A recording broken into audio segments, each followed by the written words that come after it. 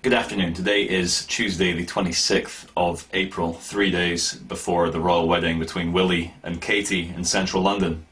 I just wanted to come on YouTube and give this broadcast to say that because of the incredible surveillance that I have been under, I cannot organise a particular place to meet.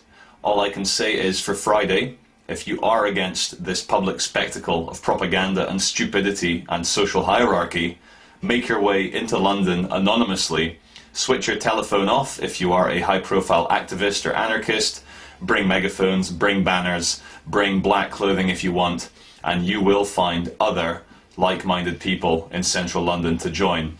But because my telephone is tapped, my email is being checked, I even got followed in London by someone who I then figured out, I cannot, because of my profile, be as free as some of you in order to cause disruption, because as soon as I set foot in central London, I will have my own detail of police and forward intelligence team who will be filming me and following me for that special occasion.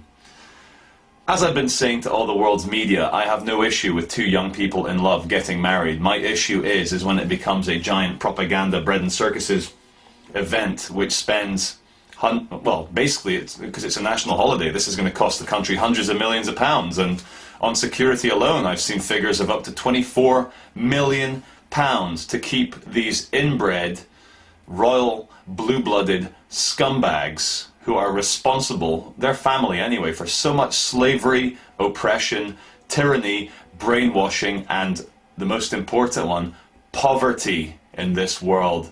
So I may call myself British, I may call myself Brazilian, or both, but I am never a subject to this royal family. It's enough to make me want to burn my passport, but it's out of date anyway, so what am I going to do? I see the royal wedding as a big symbol, a very public symbol of the general madness that the British people and we in the Western world are under. Because I've seen some propaganda from Canada, from Australia, from New Zealand, and from the United States. And your media is also going completely nuts over this royal wedding in a positive way, as if this is a good thing. But I think it's important as protesters that we do make our voices heard. And I can't organise any particular places, but I do know that there will be anarchists meeting in Soho Square on Friday morning. Whether I will be there or not, I can't say. But it's important for us to show our faces, and so for the media, the worldwide media, to see that there is opposition to this, because you're going to see that there's going to be hundreds of millions of people watching this on TV going, oh my god, I agree with these people, they're right, this royal wedding is ridiculous, it's stupid. And you know, I see the royal wedding as well as a wonderful opportunity for the Love Police to celebrate 2 years of the Love Police. The official anniversary is the 1st of May 2011 for the 2-year anniversary, but let's do it, let's hack this wonderful worldwide media event to celebrate 2 years of the Love Police on the 29th of April. The police have started to arrest anarchists. I've seen in the mainstream media today that 6 anarchists were arrested around Great Britain who were planning to attend the royal wedding, obviously to protest against it. So we are seeing the beginnings of the Minority Report state, where people are arrested for pre-crime before the event for something that they might do. And how funny would it be if whilst I filmed this video, the police came busting in now and grabbed me?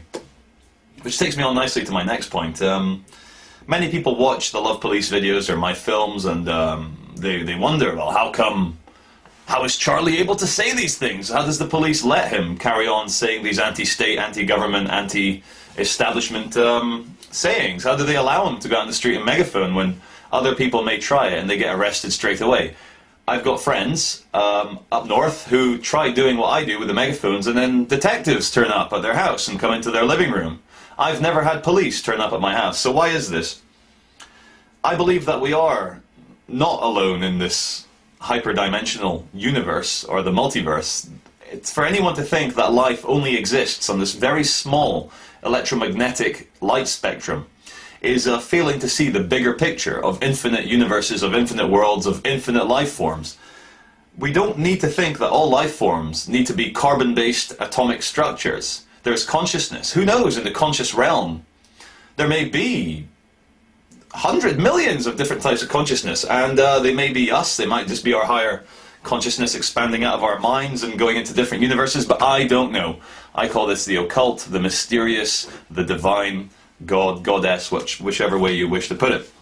But as many other people have said in much wiser and much more eloquent positions than I have, that we are protected by higher consciousness if we are brave, if we are courageous, and if we stay true to our path. If we live alongside our convictions, I do believe we will live as long as we need to live, and not one second longer, not 1 second shorter.